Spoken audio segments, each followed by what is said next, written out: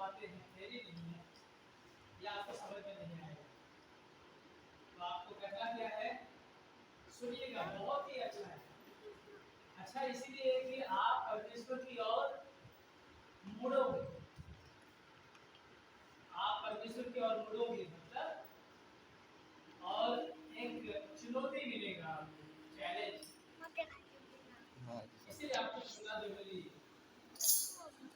और ये परमेश्वर का वचन सुनना इसलिए जरूरी है क्योंकि यही हमारी ताकत है और यही हमारा दौलत और यही हमारा भविष्य है, वर्तमान और भविष्य के परमेश्वर के वचन। एक विश्वासियों के लिए यही सब कुछ है। और विश्वासी को बाइबल भेड़ कहता है, समझ रहे हैं ना।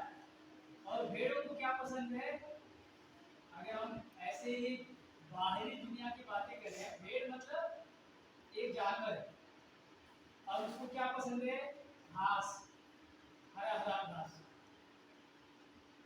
वैसे ही परमेश्वर हमें भेड़ कहता है और भेड़ों को क्या पसंद है, परमेश्वर का वचन।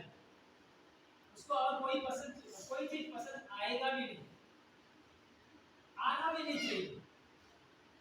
केवल परमेश्वर का वचन ही हमारा दौलत है, हमारा भूख और प्यास है। वही हमें बुद्धि देगा, वही हमें समझ देगा। और परमेश्वर का वचन ही है जो मूर्ख से बुद्धिमान बना देता है। हालेलुया, ऐसा बाइबल कहता है। मूर्ख भी होगा ना, वो बुद्धिमान बन जाता है। तो वो मूर्ख क्या किया होता है कि वो मूर्ख निरंतर परमेश्वर का वचन पे ध्यान देता है, इसीलिए वो बुद्धिमान बन जाता है। पहले मैं मूर्ख था, पहले हम सब लोग मूर्ख थे, सुनने का इतना हिम्मत भी नहीं हुआ करता है। बहुत सारी बातें हैं ना, कोई व्यक्ति आपसे बात कर रहा है, आप सुनना नहीं चाहोगे क्योंकि आपको इच्छा ही नहीं है। लेकिन एक मूर्ख, जब परमेश्वर जब उस मूर्ख को बुलाता है और जब वो सुनने लगता है ना, सुनने के बाद वो अपना जीवन परिवर्तन करता है, खुद नहीं परिवर्तित होता है। यानी कि परमेश्वर का वचन जब वो सुनने लगता है और वही वचन उसको बदल देता है। हम में से बहुत सारे लोगों का ऐसा ही, हम लोगों के जीवन में ऐसा हुआ है। किसी ने सुसमाचार सुनाया, किसी ने प्रभु के बारे में बताया, तब हम बदल गए। हम लोग सुने हैं। तो आज मैं यही आपको कह रहा हूं कि आप सुनिए, परमेश्वर का वचन बहुत जरूरी है। इसके बिना आप कंगाल हो, इसके बिना आप भिखारी हो, इसके बिना आपका जीवन व्यर्थ है। चाहे आपके पास करोड़ों अरबों संपत्ति क्यों ना हो, चाहे आपके पास कुछ भी ना हो,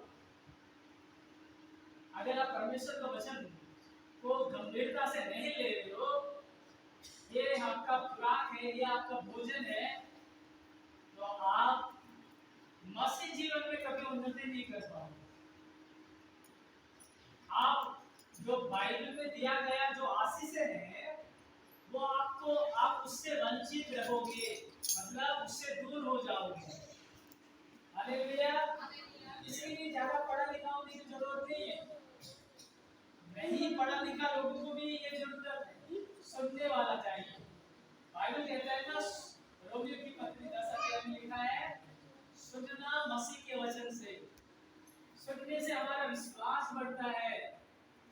तो इसीलिए मैं कहता हूँ आप सुनिएगा। आज हम पढ़ेंगे वचन संहिता 23 का पूरा भजन नहीं, केवल एक भजन, 23 का एक पद ही मैं आपको बताऊंगा। जैसे मैंने आप लोगों को कहा है, बताया नहीं, ये मेरा आखिरी प्रचार है असम में। मैं ही कहूँगा आखिरी प्रचार है। हो सकता है आने वाले दिनों में प्रभु की सेवक मुझे फिर से बुलाए इस सेवकाई के लिए, टीचिंग के लिए। लेकिन मैं अब तक यही समझ रहा हूँ, ये मेरा आखिरी प्रचार है। मैं हमेशा के लिए आंध्र प्रदेश, अपने देश लौट रहा हूँ। मुझे मुझे एक थोड़ा गंभीर बीमारी है, जो हमारा शरीर में है ना, खून नहीं बन रहा है, और वो खून जो बन रहा है थोड़ा बहुत वो हमारे हड्डी में घुस रहा है। तो शरीर का खून का हीमोग्लोबिन बहुत कम है, जिसकी वजह से मेरा इलाज हुआ है। हॉस्पिटल में ही मैं गिर गया, कोई बाइक से गाड़ी से नहीं, हॉस्पिटल में गिरा।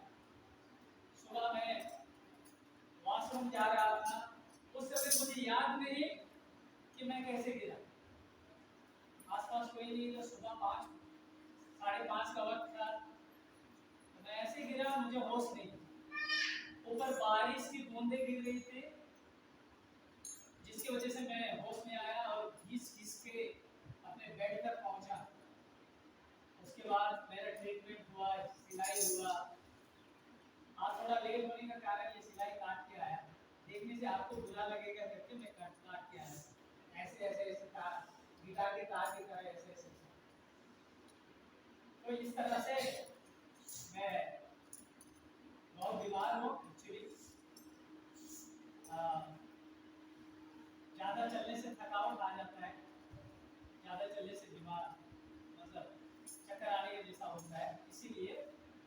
और दूसरी बात है कि मेरी माँ और बहन आई है मुझे जबरदस्ती ले जाने, झगड़ा कर रहे हैं हम लोग। ये लोग झगड़ा कर रहे हैं, तुमको आना ही होगा, तो फिर हम क्या कर सकते हैं। एक ही बात है, अगर यहाँ कुछ होता है तो तुम्हारा है कौन? अगर होता तो हॉस्पिटल में तुम्हारे साथ कोई बैठा क्यों नहीं? कहता है कि मम्मी कह रही है सर, इतना बड़ा कलेशिया लीडू कर बुलाएगा, जिसका काम तो चलो दूर है, और एक भी विश्वासी तुम्हारे साथ नहीं रहा, मैं कुछ नहीं बोलूँ। तो मैं बोला ठीक है मम्मी नहीं चलता। तो स्कूल में भी मैंने विदाई ले लिया है, बता दिया है। बहुत सारे बच्चे बहुत रोया मुझे, बहुत रोया। इस तरह से मेरा ये सफर है। मंगलवार का मेरा ट्रेन का टिकट है, मैं मंगलवार को जा रहा हूँ अपने परिवार से ही, प्रार्थना में याद के लिए। ऐसा बात नहीं कि मैं नहीं आऊँगा, मैं आऊँगा, अंकल जरूर बुलाएंगे।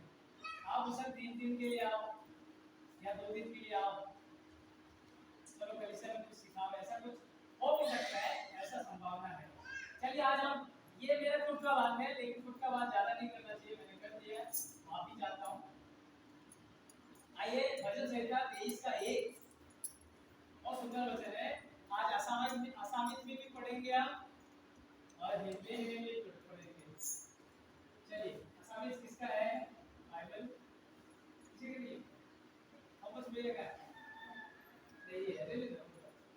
यहोवा मेरा चरवाहा है, मुझे कुछ घटी ना होगी। क्या है? यहोवा मेरा चरवाहा है, मुझे कुछ घटी ना होगी। कितना सुंदर वचन है, देखिए। यहाँ पर हम लोग देखेंगे यहोवा, यहोवा कौन है? मेरा, इस बात को भी देखेंगे। चरवाहा, इसका क्या मतलब है, ये देखेंगे। और मुझे कुछ घटी ना होगी, होगी क्या? घटी ना होगी, क्यों नहीं होगी? दाऊद ऐसा क्यों कह रहा है, उसको कोई घटी नहीं होगी? इन बातों को देखेंगे, ध्यान से सुनिएगा। ये जो भजन है, पूरा भजन हम सब के लिए लागू होता है, हमें लागू करना है, हमें इसे अपनाना है, हमें जानना है वो यहोवा कौन है। यहाँ मेरा सबसे, दाऊद मेरा क्यों कह रहा है, इसका क्या मतलब है, हम देखेंगे। और चरवाहा क्या, और इस प्रचार का टाइटल यही है कि यहोवा मेरा चरवाहा है। इसका टाइटल क्या है आज का? यहोवा मेरा चरवाहा है। तो हम लोग देखते हैं, ये जो भजन है ना, दाऊद का भजन है, जो अपने शुरुआत के दिनों में, जब वो बच्चा था, जब वो युवा चरवाहा था, चरवाहा का भूमिका निभा रहा था, इससे हम पहचाना जाएगा यहोवा। ये बचपन की बात है, जब वो छोटा था, क्योंकि वो अपने पिता को, भेड़ों को क्या करता था, उसको भेड़ों की झुंडों को संभालता था। ध्यान से सुनिएगा, फिल्म की तरह समझने की कोशिश करिए। जब मैं कुछ कहता हूँ आपके दिमाग में एक पिक्चर बन जाना चाहिए, ऐसा ही होना चाहिए। ऐसा होता है। मैं कहूँगा अगर आप लोग आँख बंद करके देखिए तो काला कुत्ता दिख रहा है, हाँ तो दिख रहा है, क्योंकि हम लोग पिक्चर बना दिए। ऐसे ही हम लोग को जब भी कुछ कहानी बताया जा रहा है या फिर कुछ बातें बताया है, वो पिक्चर बना दीजिए दिमाग में, तो ये ज्यादा समझ में आएगा। तो क्या है, वो जवानी के दिनों में क्या करता था, वो बचपन जब था वो अपने पिताजी के भेड़ों को चराता था, देखभाल करता था। उसी प्रकार प्रभु क्या करता था, उसी प्रकार जैसे कि दाऊद जो है अपनी भेड़ों की देखभाल करता था, है ना, चोरों से, सियाल से, बाघों से, जंगली जानवरों से बचाता था, है कि नहीं? एक चरवाहा यही करता है ना। वह उसी प्रकार प्रभु भी है ना, हमारा जो परमेश्वर है, उनके और आज के प्रत्येक विश्वासी के लिए यही है। क्या है? यहोवा हमारा चरवाहा है। आप तो समझदार है, यहोवा हमारा चरवाहा है। हम सब के लिए वो हमारा चरवाहा है, हम उसकी भेड़ हैं। और हम देखेंगे वो किस तरह से हमें सुरक्षा देता है। अब आप पहला यहोवा मेरा चरवाहा है, उस बात का पहला एक आउटलाइन ऐसा है, लॉर्ड केयर फॉर अस, मतलब परमेश्वर हमारा ख्याल रखता है। हालेलुया।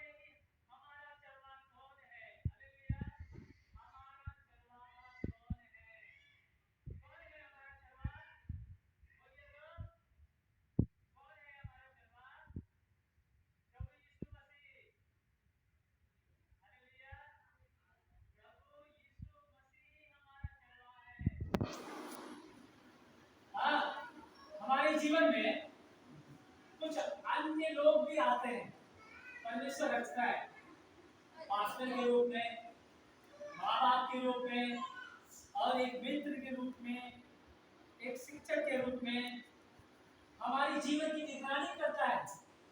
ये भी जरूरी है। लेकिन परमेश्वर हमारा चरवाहा है, यीशु मसीह हमारा चरवाहा है। माना परमेश्वर हमारे जीवन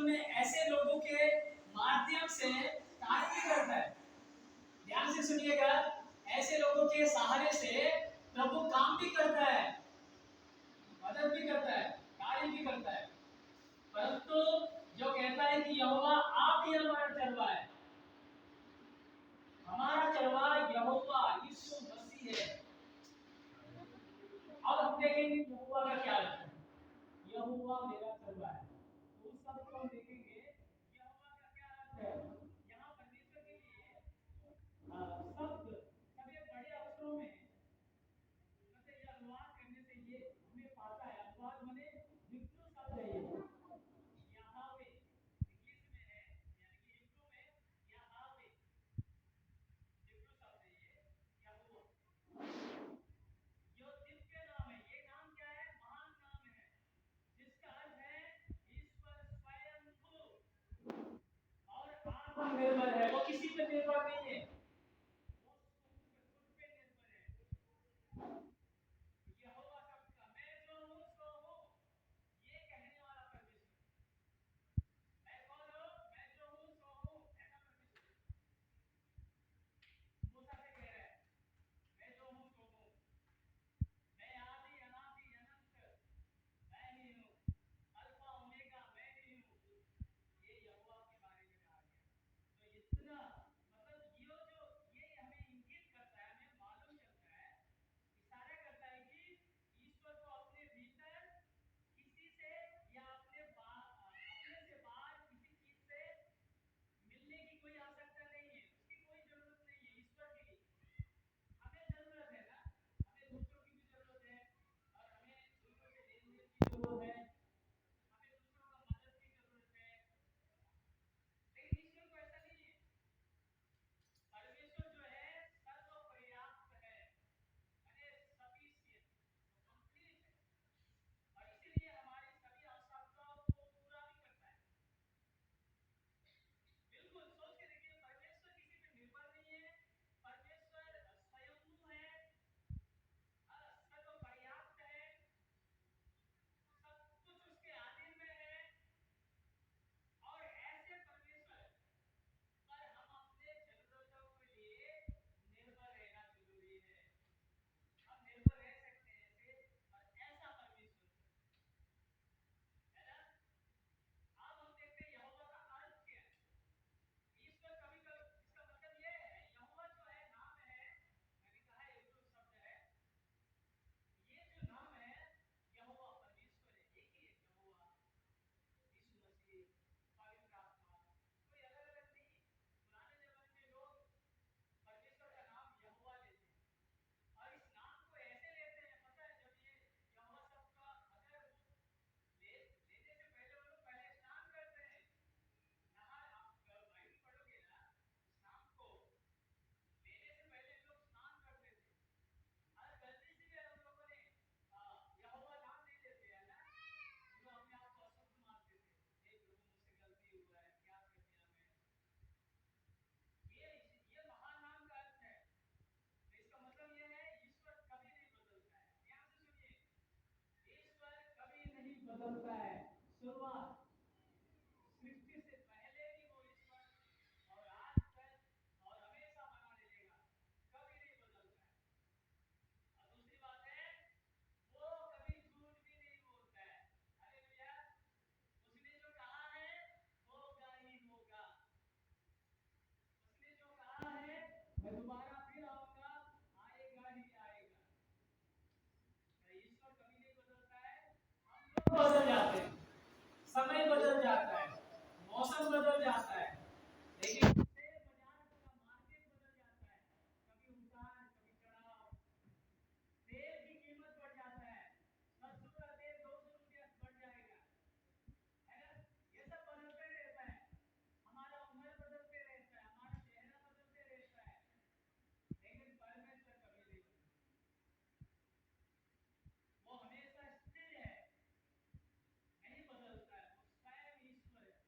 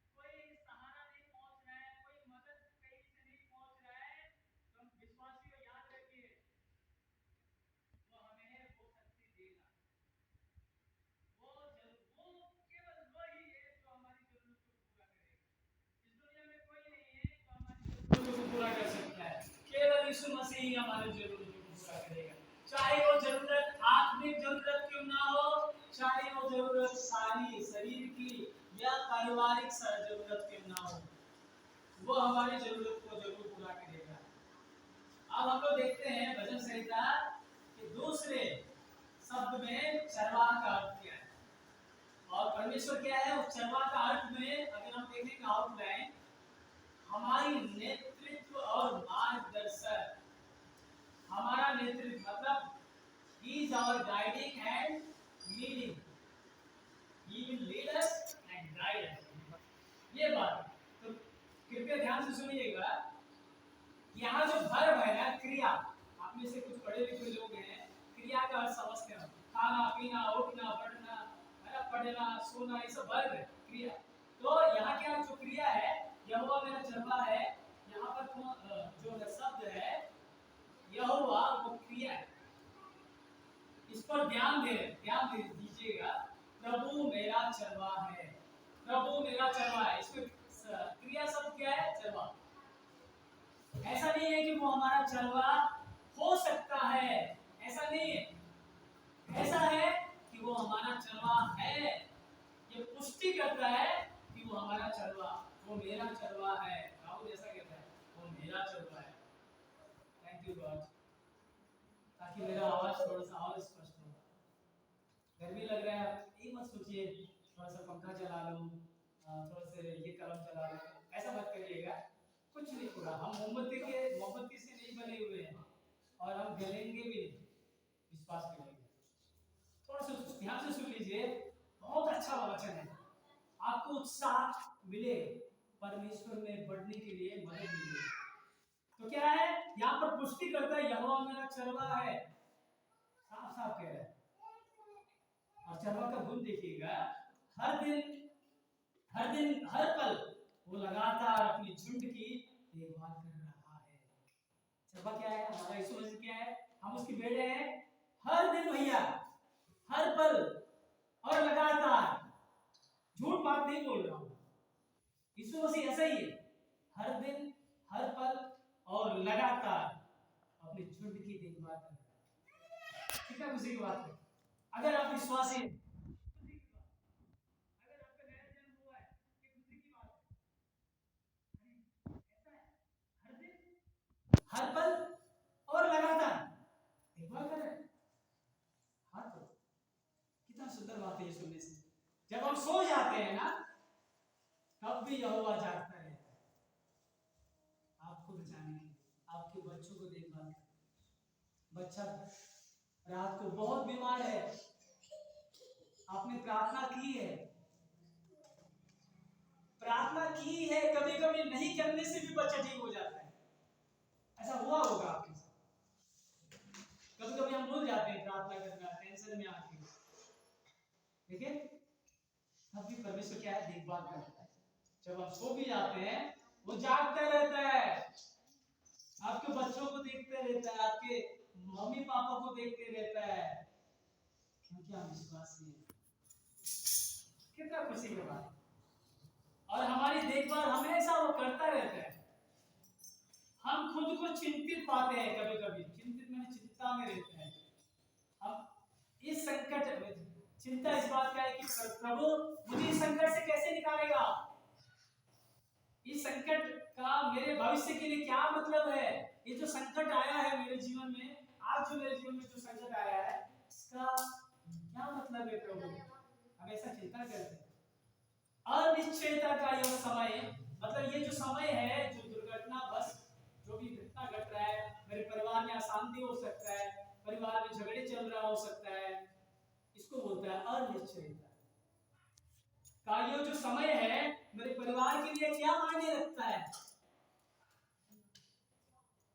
इस परीक्षा की माने ये जो परीक्षा का घड़ी है, मेरे आजीविका के लिए क्या अर्थ है, माने हम जो काम में मेरा क्या असर पड़ सकता है, मैं कैसे जीवित रहूंगा, मैं कैसे काम करूंगा, ये सारी चिंताएं है ना, हम करते रहते हैं।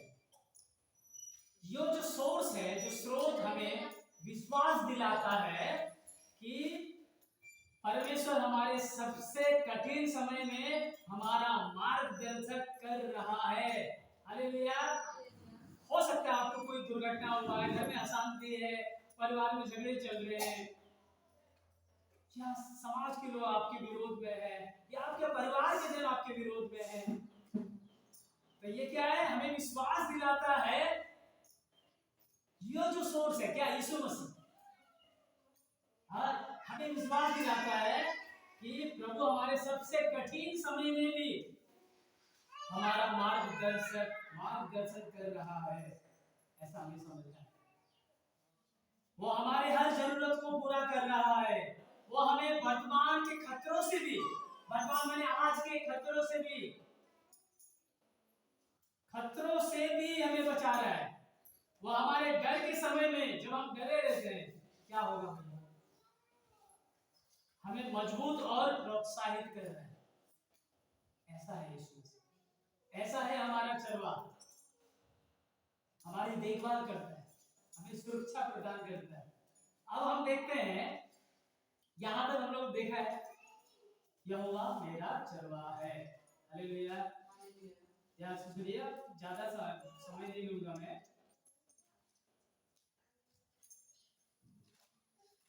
तेईस पद, यहोवा मेरा चरवाहा है। एक पद हो गया, यहोवा मैंने बता दिया चरवाहा है, मुझे कुछ घटी नहीं होती। अब देखते हैं दूसरा पॉइंट ये है, supplying all our needs. Our God, हमारा जो परमेश्वर है, वो हमारी हर एक जरूरतों को, सभी जरूरतों को पूरा करता है। और ये पूरा किसका करता है पता है? उसके उनसे प्रेम करने वालों से। कितना सुंदर वचन है रोमियो के पत्र में। वो बात को मैं दिखाता हूँ, बहुत मजा आता है मुझे जब ये बात, ये संदर्भ आ जाता है ना। मैं पढ़ देता हूँ आपको, मत दिखाइए। रोमियो का 8 का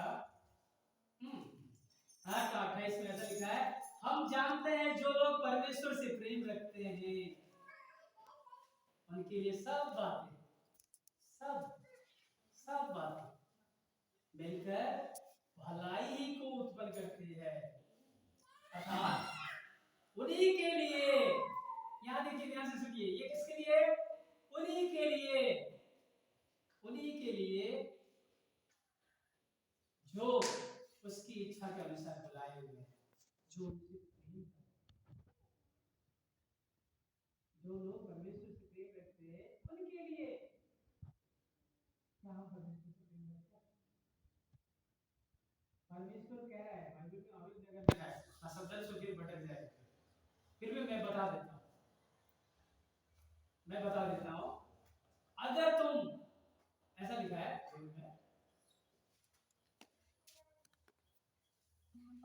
मत्ती 10 अध्याय में,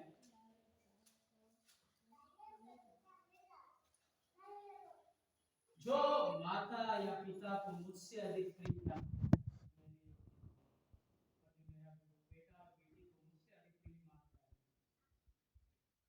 तो मेरे इसका मतलब यहाँ परमेश्वर रिश्ता खराब, अरे रिश्तों को खराब नहीं कर रहा है। जो परमेश्वर से प्रेम करेगा वो अपने रिश्तेदारों को भी प्रेम करेगा। मतलब यहाँ बता रहा है तुम मुझे पहला स्थान दे रहे हो, मैंने तुमको धरती में भेजा है, तुमने क्या मुझे पहला स्थान दिया है? और ये जो आशीष जो मैं बताने वाला हूं, उनके लिए जो उनसे प्रेम रखता है, उनके लिए सारी आशीष, सभी जरूरतों को पूरा करता है। हालेलुया। और ये कि दूसरे भाग में दाऊद कहते हैं, मुझे कोई घटी नहीं है। दूसरे भाग में मैंने कहा ना, एक पद का एक कॉमा के बाद में, कॉमा से पहले एक सेंटेंस था, मैंने बता दिया है, कॉमा के बाद वाला सेंटेंस, मुझे कोई घटी नहीं है। यदि आपका चरवाहा है, हमारा जो चरवाहा है, तो आपकी सभी जरूरतों को उसमें पूरी करता है, वो पूरा करता ही हमारा यीशु मसीह है। वो हम पर नजर रख रहा है। चरवाहा क्या करता है? भेड़ है, मान लीजिए आप सब भेड़ है, मैं चरवाहा लाठी लेके मैं क्या करूंगा? चुपचाप तो बैठ के मोबाइल चलाऊंगा? नहीं करेगा, वो निगरानी करेगा,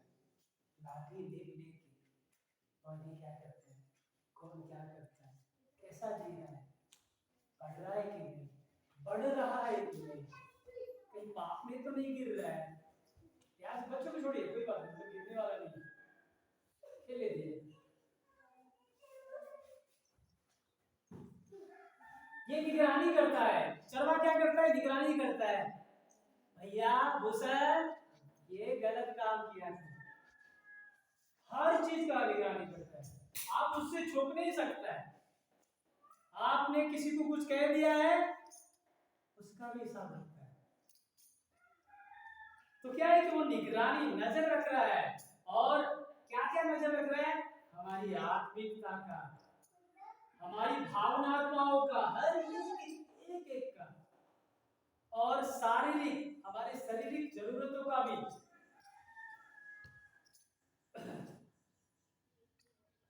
हर स्तर पर वो हमारी जरूरतों को पूरा कर रहा है। आस्तिक स्तर में भी नजर रख रहा है तो पूरा भी करेगा। लेकिन क्या हम उससे उनसे उस तरह से प्रेम करते हैं जैसे रोमियो में लिखा है, मैंने पढ़ा है, तो उनसे प्रेम करते हैं। बहुत कठिन नहीं है मेरे प्यारे भाई बहन। अगर आपको एक बात पता चल जाएगा, भैया हम ज्यादा दिन का मेहमान नहीं है, जब ये बात आप गंभीरता से ले लोगे ना, यू विल लव द बात। समझिए कि आपको लग रहा है आपको 30 40 साल 50 साल रह जाएंगे, संभावना हो सकता है, रह भी सकते हैं। मैं आपको डांट नहीं रहा हूँ प्यारे भाई बहन, मैं आपको कह रहा हूँ उससे प्रेम अगर हम करेंगे ना, ये सारी आशीष हमें, वो चरवाह के रूप में, चरवाह जैसे अपनी भेड़ों को वो जो कुछ करता है ना, वो सब हमें मिलेगा, बशर्ते कि हम उसकी भेड़ बन के जीवन जीना चाहिए, ना कि बकरी बन के। बकरी क्या करता है, वो जो मिलता है वो खा जाता है। भेड़ है ना, केवल घास ही खाता है। ये आज से 70 80 साल की भेड़ की बात है, आज का भेड़ खा जाता होगा नहीं पता। मतलब भेड़ का वो जो उदाहरण है वही बात है, भेड़ केवल वो घास ही खाती है। हमें अपने समस्याओं का समाधान खोजने के लिए अपने भीतर झांकने की आवश्यकता नहीं है, क्योंकि हमारा चरवाहा है। ना ही हमें मदद करने के लिए पहले अपने चारों ओर देखने की जरूरत है, भैया कौन मदद करेगा, उसके पास जाओ तो वो मदद करेगा क्या, उसके पास जाओ तो वो मदद करेगा क्या, कोई तो करेगा क्या, ये सब की भी जरूरत नहीं है। कितना सुंदर बात है, ऐसा परमेश्वर हमारे हाथ में है, हमारे साथ में है, और हम उसके नीचे हैं। हमें जरूरत नहीं है क्या होगा, हमारा बेटी का शादी होगा कि नहीं, बेटा को लड़का मिलेगा कि नहीं, सब बिल्कुल नहीं। तो आपकी हर एक जरूरत है, आपको उनको पता है आपको कौन किस तरह का है ना, किस तरह का लड़की देना है, किस तरह का बहू या दुल्हन मिलना है। सब हमारे झगड़ों के लिए, घर में झगड़ा होता है, हम अन्य जातियों को बुला के सॉल्यूशन ना निकाले। हमारा चरवाहा है, यीशु मसीह है, और उसके जो पालक है, जो उसके लिए आदिम में है, वो पास्टर है, प्रचारक लोग हैं। हम लोग बहुत करते हैं ऐसा, बहुत बार देखा है कि अन्य जाति आके हमारे झगड़ों को सॉल्यूशन निकालते हैं। और ये बहुत सरल की बात है। इसके बजाय हमें ऊपर की ओर क्या करना चाहिए, इसके बजाय हमें क्या करना चाहिए, हमें ऊपर की ओर, प्रभु की ओर देखने की आवश्यकता है। मेरे प्यारे भाई ध्यान से सुनिएगा, हमें किसी की मदद की जरूरत नहीं है, किसी से आशा की जरूरत नहीं है। हम लोग करते हैं, मानो मनुष्य का एक गुण है, ये है, बड़ी ध्यान से सुनो, इधर ध्यान, लाइन में पढ़ रहे हैं कहीं, ध्यान से सुनना चाहिए, सॉरी यार। तो अगर हम लोग क्या करते हैं, इधर कौन मदद कर देगा, क्या होगा, अब ये सब की जरूरत नहीं है।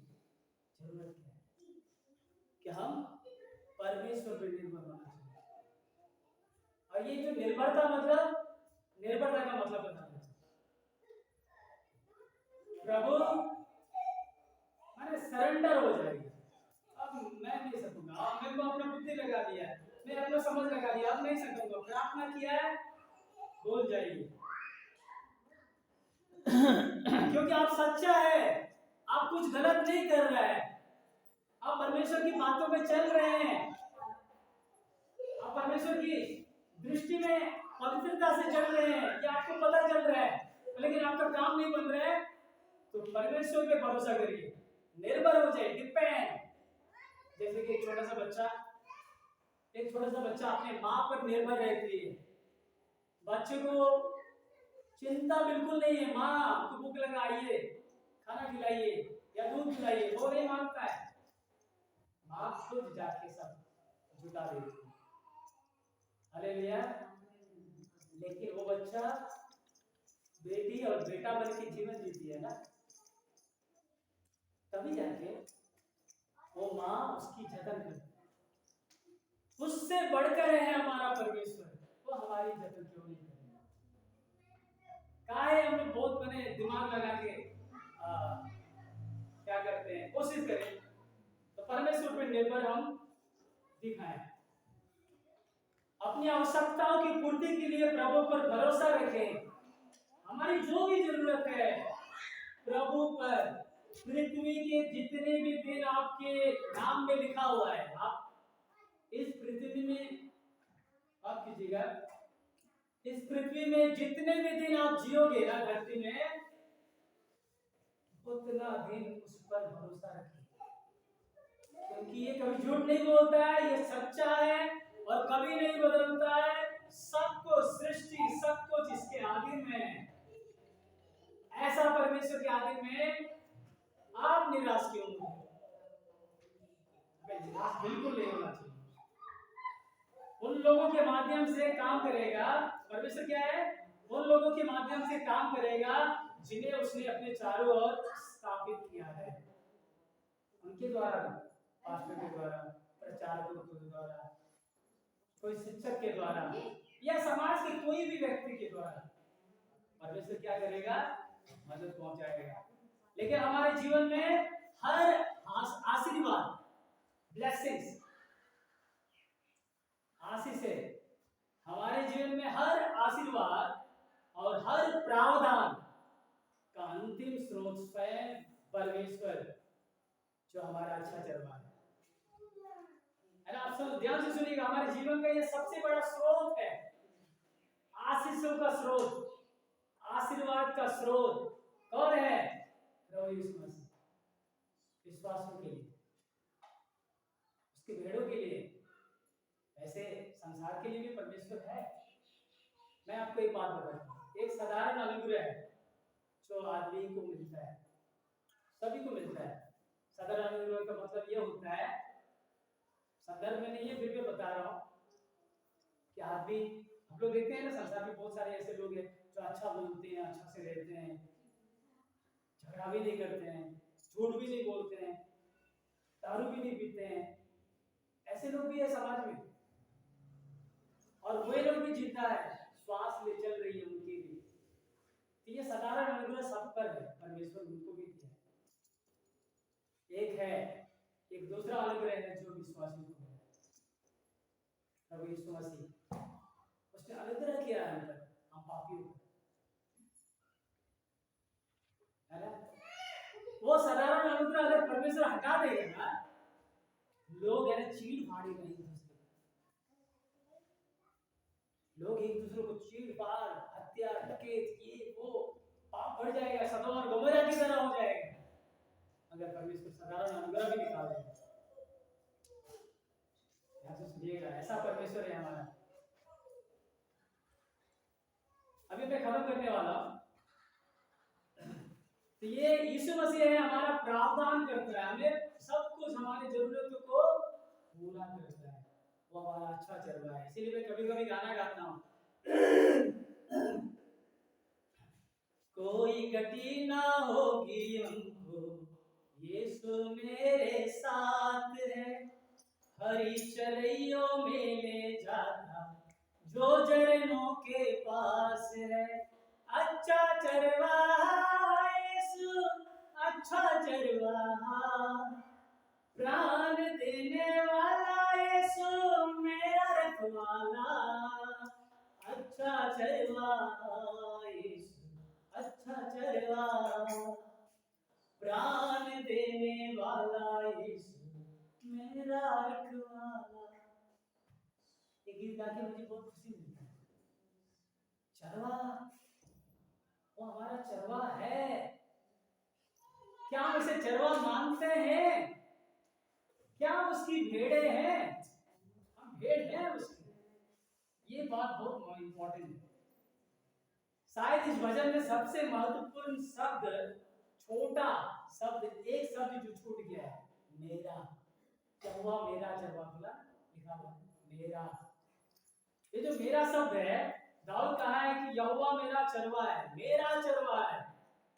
यहोवा हमारा चरवा है करके नहीं कह रहे, वो मेरा खुद के लिए, वो अपने आप के लिए वो ये बात को रखा है, मेरा। क्या आप कह सकते हो वो मेरा चरवा?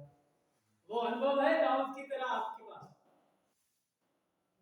दाऊद कहता है यहोवा तुम मेरे चरवा है। जैसे मैं अपनी भेड़ बकरियों को चराता हूं, तुम मुझे चराते हो। जैसे मैं इनको है ना कुत्ते भालू जंगली जानवरों से बचाता हो, वैसे तुम मुझे बचाएगा।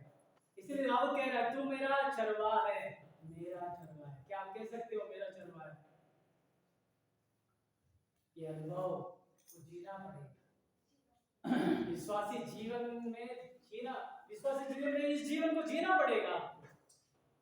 दाऊद की तरह उस परमेश्वर पे निर्भर रहते हुए, चाहे आप कुछ भी काम कर रहे हो, कुछ कोई बात नहीं, उस यीशु मसीह को उस तरह से चरवा के रूप में जीवन में ग्रहण करना जरूरी है। क्या वो आज आपका चरवा है जो दावा कर सकते हो कि मैं अच्छा चरवा हूं? यीशु ने कहा ना मैं अच्छा चरवा हूं, मैं अच्छा चरवा हूं। ये पद में पढ़ते हुए यूहन्ना 10 अध्याय के 11 पद,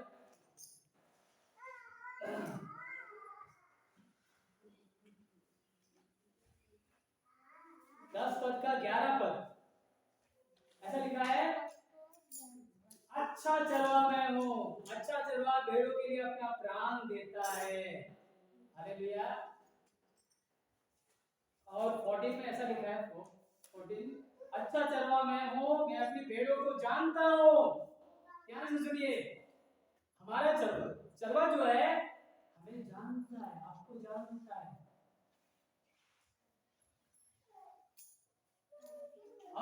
और सुंदर सा बात ये लिखा है, वे मेरा शब्द सुनेगी,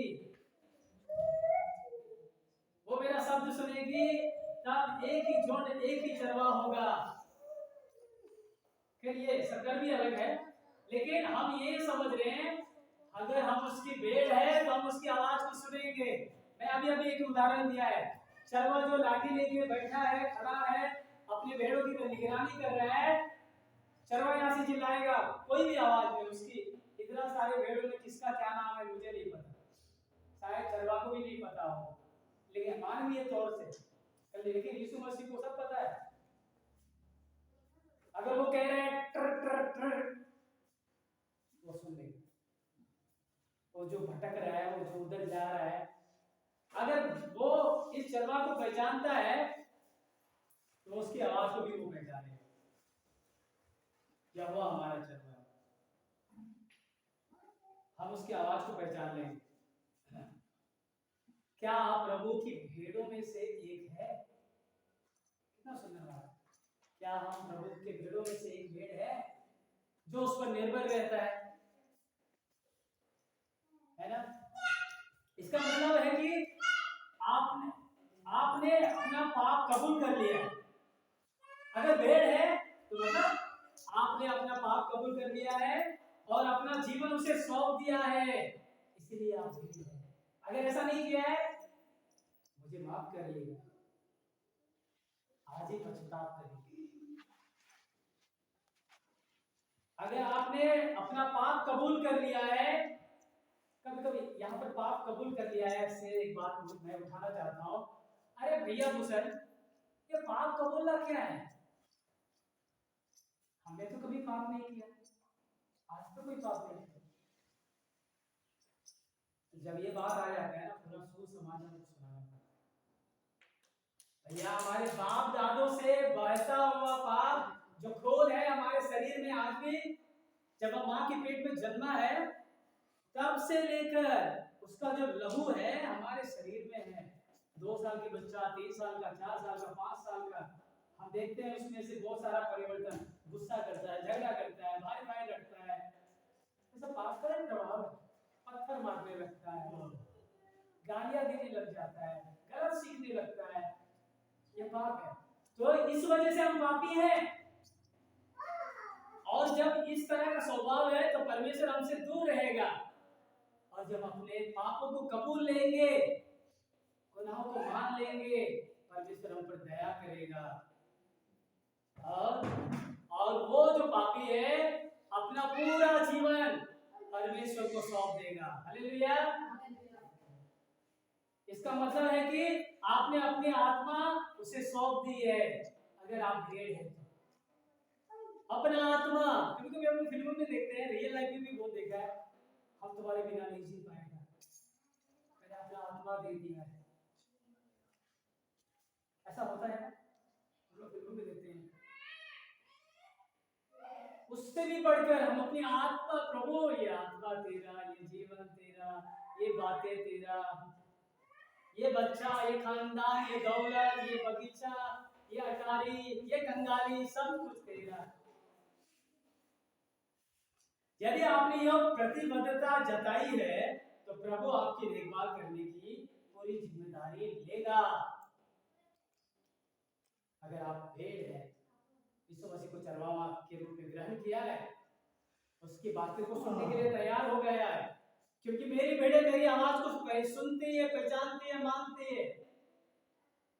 अगर आप भेड़ बन गए हैं तो आप अपने मन फिरा लिया है और ये प्रतिबद्धता जता दिया है कि आपकी देखभाल करने के लिए वो पूरा जिम्मेदारी लेगा और ले लेता है।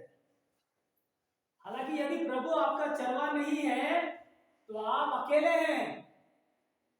आपको जल्दी पता चल जाएगा कि आप अपना भरण पोषण या सुरक्षा करने में सक्षम नहीं है।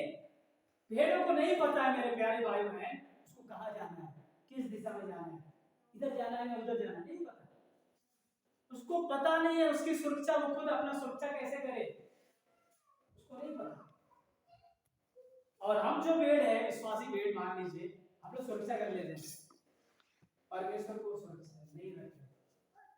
यहोवा मेरा चरवाहा। भेड़ क्या करेगा?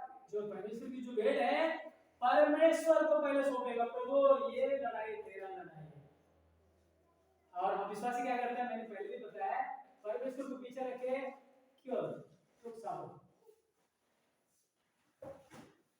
परमेश्वर को आगे रखे। भेड़ों को नहीं पता वो किस दिशा में जाए, उसको नहीं पता कौन इस जंगली जानवर से सुरक्षा कैसे करे, उसको नहीं पता, कोई बुद्धि ज्ञान नहीं। वो केवल और केवल यीशु मसीह के बारे में ही सुनेगा, वो यीशु की आवाज ही को पहचानेगा, वो किसी चीज की आवाज को नहीं पहचानेगा और किसी चीज की गंध को भी स्मेल भी नहीं लेगा। वो परमेश्वर के वचनों को ही, ये भेड़ है, भेड़ों की क्वालिटी यही है। यदि आपके जीवन में कभी ऐसा समय आया है जब आपको प्रभु को अपना चरवाहा बनने की आवश्यकता है, तो वो अभी विश्वास से उसकी ओर मुड़े, उस पर अपना भरोसा रखे और वो आपकी हर एक जरूरतों को पूरा करेगा। इस जीवन में भी करेगा और आने वाले जीवन में भी करेगा। हालेलुया। बोलिए यीशु मसीह की।